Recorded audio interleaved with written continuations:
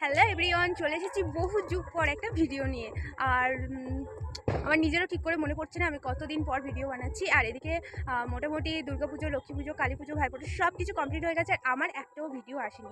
আর সেটাই তোমাদেরকে জানাবো বলে কারণটা এই ভিডিওটা বানানোর। ফার্স্ট টাইম এইভাবে ভিডিও বানাচ্ছি, জানি না কেমন হচ্ছে বা কেমন হতে চলেছে। আর আমার পিছনের ব্যাকগ্রাউন্ড সাউন্ডটা প্লিজ আজকে ইগনোর করো। আজকের আমাদের এখানে কালী ঠাকুর বিসর্জন আছে, তো আমি চলে এসেছিলাম একটা ফাঁকা জায়গাতে, তবু দেখছি এখানে গানের আওয়াজটা আরও বেশি আসছে।